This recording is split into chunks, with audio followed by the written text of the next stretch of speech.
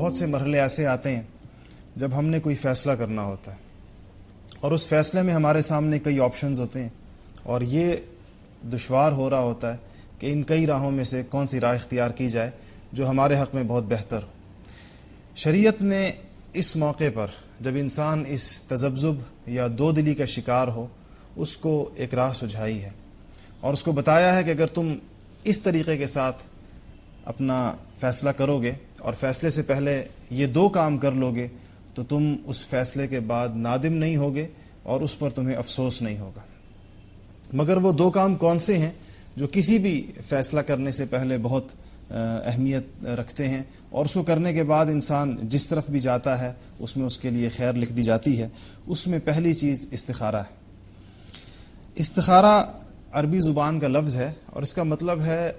اللہ تعالیٰ سے خیر طلب کرنا۔ حضور اکرم صلی اللہ علیہ وسلم کا ارشاد گرامی ہے ما خاب من استخار ولا ندم من استشار، کہ جو آدمی استخارہ کر لے وہ کبھی نقصان نہیں اٹھاتا۔ اور اس کے دوسرے جز کے اوپر اس کے بعد ہم گفتگو کرتے ہیں۔ مشائخ نے لکھا ہے کہ انسان کی عادت ہونی چاہیے کہ وہ جس کام کو کرنے چلا ہے اس کے بارے میں تھوڑی دیر کے لیے، ایک لمحے کے لیے یہ سوچ لے اور اس میں اللہ تعالیٰ سے مدد طلب کر لے کہ اللہ یہ کام میں فوری طور پہ کرنے لگا ہوں، ایک لمحے میں، اور اس کے بارے میں وہ یہ اللہ تعالیٰ سے مدد طلب کر لے کہ اللہ تو اس کام میں میرے لیے خیر ڈال دے۔ شروع میں اس کی تھوڑی مشق کرنی پڑتی ہے، اس کے بعد ایک وقت ایسا آتا ہے کہ جب انسان کی عادت ثانیہ بن جاتی ہے کہ ہر معاملے میں اللہ کی طرف رجوع کرنے والا بن جاتا ہے، چھوٹی چھوٹی چیزوں میں بھی اس کا دھیان اللہ کی طرف چلا جاتا ہے اور اس کے نتیجے میں اس کو اللہ جل جلالہ اپنا تعلق نصیب فرماتے ہیں۔ اس کے سارے معاملات گویا کہ اللہ تعالیٰ کے ساتھ اللہ سے مانگ کر اور اسی طرف رجوع کر کے طے پانے والے ہو جاتے ہیں۔ استخارے کی ایک تو وہ اصل اور طویل دعا ہے جو احادیثی کتابوں میں آئی ہے، اور وہ ایسی دعا، اتنی جامع دعا ہے کہ اس میں خیر کی ساری چیزیں حضور اکرم صلی اللہ علیہ وسلم نے اور اللہ تعالیٰ سے طلب کرنے کی ساری باتیں اس میں شامل فرما دی ہیں۔ اگر وہ پوری دعا کسی کو یاد نہ ہو یا ابھی وہ یاد کرنے کے مرحلے عمل میں ہے تو مختصر سی دعا بھی حضور اکرم صلی اللہ علیہ وسلم نے بتائی ہے کہ وہ تو انسان کسی بھی کام سے اگر یعنی جس طرح استخارے کے بارے میں آیا ہے کہ 2 رکعت نفل پڑھے گا اور اس کے بعد وہ دعا کرے گا، یہ اس کا استخارہ ہو گیا۔ بعض اوقات نفل پڑھنے کا وقت نہیں ہوتا یا وہ اس کی جو دعا ہے وہ یاد نہیں ہوتی، تو ایک مختصر سی دعا حضور صلی اللہ علیہ وسلم نے بتائی ہے کہ اللہم خیر لی واختر لی، کہ اللہ تعالیٰ اس کو میرے لیے یعنی بہتر چیز اللہ جل جلالہ میرے لیے پسند فرما لیں۔ اس کے لیے بس یہ مختصر سے الفاظ ہیں، 4 لفظ ہیں، اللہم خیر لی واختر لی، یہ انسان پڑھ لے اور اس کے بعد کسی ایک طرف وہ جس طرف اب اللہ تعالیٰ اس کو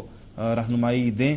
وہ فیصلہ وہ کر لے۔ یا اللہم اہدنی وسددنی، یہ بھی ایک مختصر سی دعا ہے، یہ بھی استخارے کی ہے کہ اس کو کرنے کے بعد انسان جس طرف جو بھی اس کے بعد فیصلہ کرے گا وہ اس کے حق کے اندر بہت بہتر ہوگا۔ چند چیزیں جو استخارے کے حوالے سے عام طور پر ہمارے معاشرے میں پائی جاتی ہیں ان کی اصلاح بہت ضروری ہے۔ پہلی چیز تو یہ ہے کہ استخارہ آدمی کو خود کرنا چاہیے۔ یہ جو ہمارا خیال ہے کہ دوسرا بندہ استخارہ کرے گا اور ہمارے لیے کوئی اور بلکہ ہمارے یہاں قاعدہ استخارہ نکالے گا، اس کی کوئی حقیقت نہیں ہے شریعت میں۔ استخارہ وہی آدمی کرے گا جس کو مسئلہ درپیش ہے، جس نے فیصلہ کرنا ہے، جو تذبذب کا شکار ہے، جو کسی ایک طرف دل کا اطمینان چاہتا ہے، تو استخارہ اسی آدمی کو خود کرنا چاہیے، اس کی طرف سے کوئی دوسرا نہیں کرے گا۔ دوسرا، استخارے کا کوئی وقت مقرر نہیں ہے۔ لوگوں کا خیال یہ ہے کہ شاید رات کو استخارہ کرنا چاہیے اور پھر اس کے بعد جو ہے وہ کوئی اس کو انسان کو شاید خواب آتا ہے، یہ چیزیں ضروری نہیں ہیں استخارے میں۔ ہو سکتا ہے کسی کو کوئی خواب بھی آ جائے کسی وقت میں جس میں اس کی زیادہ بہتر طریقے کے ساتھ رہنمائی کر دی جائے، مگر یاد رکھیے گا کہ استخارے کا کوئی وقت مقرر نہیں ہے باقاعدہ، کسی بھی وقت دن بھر میں کیا جا سکتا ہے، اور اس کے بعد خواب کا آنا ضروری نہیں ہے، اور نہ ہی اس کے بعد کسی ایک طرف انسان کے دل کا یکسو ہونا ضروری ہے۔ بلکہ یہ بھی ہو سکتا ہے کہ ایک آدمی کے سامنے کئی آپشنز تھے، اس کے لیے مشکل ہو رہا تھا کہ میں کس طرف جاؤں، تو جب اس نے استخارہ کیا، اس استخارے کے باوجود اس کے دل میں ابھی تذبذب باقی ہے، اس تذبذب کے باقی ہونے کے باوجود وہ جس طرف جائے گا اس میں اللہ تعالیٰ اس کے لیے خیر ڈال دیں گے۔ ایک اور حدیث کے الفاظ یہ ہیں کہ انسان جب اس طرح کرتا ہے تو بعض اوقات وہ یہ سمجھتا ہے فوری طور پر اس کے بعد کہ یہ تو میں نے صحیح فیصلہ نہیں کیا تھا، لیکن کچھ وقت گزرنے کے بعد اس کو پتہ چلتا ہے کہ نہیں، میرا وہ فیصلہ درست تھا۔ انسان اپنی بھلائی اور اپنی بہتری نہیں سمجھ پاتا پورے طور پر، اور اس کو بعض اوقات اس دنیا میں کچھ عرصے کے بعد جا کر اپنے پچھلے بہت سارے فیصلے درست لگتے ہیں، اور بعض اوقات آخرت میں اس کو پتہ چلے گا کہ میرے ساتھ قدرت نے جو معاملہ کیا تھا وہ درست کیا تھا اور میں نے بالکل صحیح فیصلہ کیا تھا۔ استخارہ کرنے کے بعد جب انسان کسی ایک طرف ہو جائے اور وہ کوئی ایک کام کر لے، جو اس نے ایک راہ اختیار کر لے، اس کے بعد انسان کو مطمئن ہو جانا چاہیے۔ استخارے کا مقصد یہ ہے کہ انسان کو اطمینان حاصل ہو جائے۔ تو جب اس نے استخارہ کیا اور دوسرا جز جس کی طرف ہم اس کے بعد آ رہے ہیں، دونوں کام کر لیے، اس کے بعد وہ جو فیصلہ کرے اس پر اب اس کو مطمئن ہونا چاہیے، اور اس کے دل میں وسوسے نہیں ہونے چاہیے کہ خدا جانے میں نے ٹھیک فیصلہ کیا یا غلط کیا۔ یہ ٹھیک کیا یا غلط کیا کہ وسوسے سے نکلنے ہی کے لیے اس نے استخارہ کیا ہے، اور حدیث شریف کے الفاظ ہیں کہ جو آدمی استخارہ کر لیتا ہے وہ کبھی نقصان نہیں اٹھاتا۔ استخارے کے بعد دوسری جو چیز اہم ہے اور جو اس کے ساتھ حدیث میں جوڑی گئی ہے، وَلَا نَدِمَ مَنِ اسْتَشَارَ، اور وہ آدمی نادم نہیں ہوگا کبھی بھی جو آدمی مشورہ کرے گا۔ اور مشورہ ایک ایسی زبردست چیز ہے اور اس کی اتنی اہمیت قرآن و سنت میں آئی ہے۔ قرآن پاک میں جہاں مومنین کے معاملات بیان کیے گئے ہیں کہ مسلمان اور مومن لوگ اپنے معاملات کیسے کرتے ہیں، تو کہا گیا کہ وہ وَأَمْرُهُمْ شُورَىٰ بَيْنَهُمْ، کہ ان کے معاملات کیسے ہوتے ہیں، آپس میں مشورہ کر کے وہ اپنے معاملات کو چلاتے ہیں۔ اور حضور اکرم صلی اللہ علیہ وسلم کو باقاعدہ تلقین کی گئی ہے کہ فاعف عنہم واستغفر لہم وشاورہم فی الامر، یعنی یہ حضور اکرم صلی اللہ علیہ وسلم سے کہا جا رہا ہے کہ آپ صحابہ کرام سے مشورہ کیا کریں۔ دیکھیں، وہ آدمی مشورہ کرے اس کو کہا جا رہا ہے جس پر آسمان سے وحی آتی ہے، جو ان سب کا بڑا ہے، ان کا استاد بھی ہے، ان کا رہبر اور رہنما بھی ہے، اللہ تعالیٰ کا آخری پیغمبر بھی ہے، کائنات کا سب سے برتر اور بلند انسان ہے۔ اس کو کہا جا رہا ہے کہ آپ صحابہ سے مشورہ کیے گا۔ تو جب حضور اکرم صلی اللہ علیہ وسلم کو صحابہ سے مشورہ کرنے کا کہا جا رہا ہے، تو ایک عام آدمی کے لیے مشورے کی کتنی اہمیت ہوگی، جس کو نہ وحی آتی ہے، نہ وہ کائنات کا سب سے بڑا آدمی ہے، بلکہ وہ ایک عام انسان ہے، اس کے لیے مشورے کی کتنی زیادہ اہمیت ہوگی۔ مشورہ کیسے شخص سے کیا جائے، یہ ایک بڑا اہم سوال ہے۔ ہر آدمی سے مشورہ نہیں کیا جا سکتا۔ مشورہ سب سے پہلے تو جس معاملے میں کیا جا رہا ہے تو اس سے ریلیٹڈ کوئی آدمی ہونا چاہیے جس کو اس معاملے کی پوری بصیرت حاصل ہو۔ مثال کے طور پر اگر آپ نے علاج کا مشورہ کرنا ہے تو اگر آپ مجھ سے کہیں کہ آپ بتائیں کہ ہم کس ڈاکٹر کے پاس جائیں یا ہم کیسے علاج کروائیں، تو یقیناً یہ میرا فن نہیں ہے، اور آپ کو اسی آدمی سے پوچھنا چاہیے جس کو میڈیکل میں، طب میں کچھ تھوڑی جان پہچان ہو، واقفیت ہو، وہ زیادہ بہتر بتا سکتا ہے۔ تو ہر آدمی سے ہر معاملے کا مشورہ نہیں کیا جا سکتا۔ اسی طرح دینی معاملات میں جب آپ نے رائے لینی ہو یا دین سے متعلق کوئی مشورہ کرنا ہو تو وہ انہی لوگوں سے کرنا چاہیے جن کو دینی علم ہے، جو دینی علم کی روشنی میں اچھا مشورہ دے سکتے ہوں۔ اور دوسری بات جو ضروری ہے جس بندے سے مشورہ لیا جائے اس کو امانت دار ہونا چاہیے۔ اس میں ایک چیز ہونی چاہیے کہ شرما شرمی میں ہر بات کا مشورہ نہ دے دے اور تائید نہ کرتا چلا جائے مشورہ لینے والے کی۔ حدیث شریف میں آتا ہے المستشار مؤتمن، جس سے مشورہ لیا جا رہا ہے اس کو مستشار کہتے ہیں عربی میں، جس سے مشورہ لیا جا رہا ہے یہ اس کے اوپر ذمہ داری ہے، یعنی اس سے یہ جو چیز جو مشورہ طلب کیا جا رہا ہے یہ مشورہ امانت ہے جو اس نے اس کو دینا ہے، تو اس بندے کو امین ہونا چاہیے۔ اگر وہ سمجھتا ہے کہ جس بارے میں مجھ سے مشورہ طلب کیا جا رہا ہے یہ چیز اس بندے کے حق میں بہتر نہیں ہے تو واضح اس کو بتا دے کہ بھائی یہ بات آپ کے لیے بہتر نہیں ہے، آپ اس چیز سے اس کام کو چھوڑ دیجئے۔ اس میں وہ کوئی شرما شرمی کے اندر کوئی ایسی بات نہ کہے جو مشورہ لینے والے کے لیے نقصان دہ ثابت ہو۔ دوسری بات یہ کہ جس سے مشورہ لیا جا رہا ہے اس کو رازدار بھی ہونا چاہیے۔ لوگ مشورہ کرتے ہیں، بعض اوقات وہ راز کی بات ہوتی ہے، کوئی خاندانی معاملے میں مشورہ کرے گا، کسی رشتے کے معاملے میں مشورہ کرے گا، تو ایسا نہ ہو کہ جس سے مشورہ لیا جا رہا ہے وہ مشورے کے بعد جا کر پوری اس اطلاع کو ہر جگہ اور اس بات کو اور راز کو ہر جگہ کہتا پھرے۔ یہ بھی المستشار و مؤتمن کے خلاف ہے کہ مشورہ جس سے لیا جا رہا ہے وہ ایک امانت کی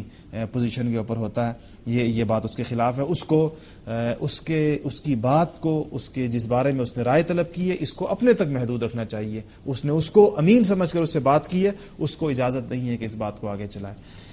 اس کے علاوہ جس سے مشورہ لیا جا رہا ہے اس کو چاہیے کہ اپنی دانست میں بالکل کبھی بھی مشورے میں خیانت نہ کرے، نقصان پہنچانے کی نیت نہ کرے، کہ اگر اس آدمی نے کوئی مشورہ لیا ہے تو یہ جس بات کو، جس رستے کو 100% درست سمجھتا ہے اور جیسے اپنے لیے سمجھتا ہے. جس طرح حدیث شریف کے الفاظ ہیں کہ لا یؤمن احدکم حتی یحب لاخیہ ما یحب لنفسہ، کہ تم میں سے کوئی آدمی اس وقت تک کامل مومن نہیں ہو سکتا جب تک اپنے بھائی کے لیے وہ چیز نہ پسند کرے جو اپنے لیے پسند کرتا ہے. تو مشورے میں یہ بات ذہن میں رہے اس کے کہ یہ بالکل میں نے اس طریقے سے مشورہ دینا ہے، اگر اس جگہ میں کھڑا ہوتا تو اپنی بھلائی میں جس طریقے سے سوچتا ہوں ایسے ہی میں اپنے اس بھائی کی بھلائی بھی سوچوں جو مجھ سے مشورہ لے رہا ہے. مشورہ لینے کے لیے ضروری نہیں کہ جس سے مشورہ لیا جائے وہ بڑا ہی ہو، بلکہ اپنے سے چھوٹے سے. جس طرح میں نے جو آیت پڑھی، اللہ تعالیٰ نے حضور صلی اللہ علیہ وسلم سے فرمایا کہ آپ مشورہ لیں، تو حضور صلی اللہ علیہ وسلم سے تو سارے چھوٹے تھے لیکن ان سے مشورہ لینے کا کہا گیا. اور حضور صلی اللہ علیہ وسلم نے صحابہ سے بلکہ صحابیات سے اور اپنے گھر والوں سے مشورے لیے ہیں. حدیث شریف میں صلح حدیبیہ کا واقعہ بڑے عجیب طریقے سے آتا ہے کہ جب یہ لوگ عمرہ کرنے کے لیے صحابہ کرام مدینہ منورہ سے چلے، ذوالحلیفہ کے مقام سے حضور صلی اللہ علیہ وسلم نے احرام باندھا اور یہ حدیبیہ کے مقام پر آئے اور یہاں پر انہوں نے پڑاؤ ڈالا. مشرکین مکہ نے طے کر لیا کہ ہم آپ کو عمرہ نہیں کرنے دیں گے، اور پھر اس بارے میں بالکل جنگ کے قریب معاملہ چلا گیا. پھر صلح ہوئی اور اس صلح میں مسلمانوں کو بہت دبی ہوئی شرائط پر صلح کرنی پڑی، اور صحابہ کرام اس بات، اور اس میں ایک یہ بھی تھا کہ آپ اس سال عمرہ نہیں کریں گے اور آپ لوگ واپس چلے جائیں گے، اگلے سال عمرے کے لیے آئیں گے. اس بات پر صحابہ کرام کے دل میں قلق تھا، بڑا افسوس تھا کہ ہم، اور ان کے پرجوش نوجوانوں کے ذہن میں یہ تھا کہ ہم لڑ کر بھی عمرہ کر سکتے ہیں ان کے ساتھ. مگر حضور صلی اللہ علیہ وسلم نے فرمایا کہ ہتھیار کھول دو اور اب ہم عمرہ نہیں کریں گے. تو اور پھر وہی نازل ہوئی کہ جو جانور لائے تھے قربانی کے اس کا کیا کریں، تو کہا گیا کہ جانور آگے بھیج دو، وہاں ذبح ہو جائیں گے جا کر، اور آپ لوگ چلے جائیں اگلے سال دوبارہ عمرہ کرنے کے لیے آئیں. تو صحابہ کرام کو جب حضور نے فرمایا کہ ہتھیار کھول دو اور ہم اپنے سر منڈوا دو اور جانور بھیج دو آگے ذبح ہونے کے لیے، تو ہم اب اس سال واپس جائیں گے. تو حضور نے فرمایا، اس کے باوجود لوگ خاموش ساکت بیٹھے ہوئے تھے، ٹوٹا ہوا دل ہے اور فوری طور پر عمل نہیں کر سکے. حضور کو بڑا تعجب ہوا، میری بات نہیں مانی. حالانکہ یہی صلح حدیبیہ ہی کا واقعہ، جب ایک مشرک گیا تھا، اس نے کہا تھا کہ حضور صلی اللہ علیہ وسلم کے لوگ اتنی محبت کرتے ہیں کہ آپ کا پانی نیچے نہیں گرنے دیتے، آپ کا پانی لے کر اپنے منہ پر مل لیتے ہیں، آپ تھوک کہیں پھینکتے ہیں تو تھوک اپنے جسم پر مل لیتے ہیں، اس کو بھی زمین پر نہیں گرنے دیتے. اسی موقع کی بات ہے. مگر حضور نے فرمایا کہ سر منڈوا دو، کسی نے سر نہیں منڈوایا. آپ بڑے رنجیدہ ہوئے، 2 دفعہ کہنے کے بعد گھر آئے. ام سلمہ رضی اللہ تعالیٰ عنہا سے مشورہ کیا اور کہا کہ میں نے اس طرح کہا لیکن کوئی اٹھا نہیں میری بات پر. انہوں نے کہا کہ ان کے دل رنجیدہ ہیں، یہ افسردہ ہیں، ان کے دل ٹوٹے ہوئے ہیں. آپ یوں کیجئے کہ آپ خود سر منڈوا دیجئے، جب آپ سر منڈوائیں گے آپ کو دیکھ کر یہ سارے اپنے سر منڈوا دیں گے. حضور صلی اللہ علیہ وسلم دوبارہ باہر نکلے اور آپ نے ایک ساتھی کو بلا کر، ایک صحابی کو بلا کر کہا میرا سر مونڈو. جیسے ہی حضور کا سر مونڈا گیا اسی وقت باقی سب نے بھی اپنے سر مونڈ دیے. تو یہ مشورہ دیکھیے گھر میں آ کر اپنی اہلیہ صحابہ سے کیا اور ان کے مشورے پر عمل کیا، اور واقعتاً وہ بڑی صاحب بصیرت خاتون تھی اور وہ سمجھ گئیں کہ اس موقع پر کیا مشورہ دیا جانا چاہیے. تو ایک بہت ہی بہترین مشورہ دیا جس پر عمل کیا گیا. آخری بات یہ ذہن میں رہنی چاہیے کہ مشورہ لینے کے بعد اس پر عمل کرنا ضروری نہیں ہوتا. اس لیے جو آدمی مشورہ لے وہ یہ نہ سمجھے کہ اب میرے مشورے پر لازماً عمل بھی کرے گا، اگر نہ کیا تو ناراض ہو جائے اس سے. بلکہ مشورہ لینے والے کو اختیار ہوتا ہے اس کے مشورے پر عمل کرے، یا اس نے کسی اور سے مشورہ لیا تو اس پر عمل کرے، یا اس کو کوئی اور بات خود ایسی سوجھ گئی ہے جس پر اس کا شرع صدر ہے تو اس پر بھی عمل کر سکتا ہے. تو اللہ تعالیٰ یہ ان چیزوں کو ہماری زندگیوں میں باقاعدہ ایک اس کا ایسا جز بنا دے جس کے نتیجے میں ہمارے فیصلے مثبت اور درست ہوں گے اور پچھتاوا نہیں ہوگا، اور ہمارے سارے معاملات میں اللہ تعالیٰ کی رحمت شامل حال ہو جائے گی. اللہ تعالیٰ مجھے اور آپ کو اس پر عمل کرنے کی توفیق نصیب فرمائے. وآخر دعوانا الحمدللہ. www.darsequran.com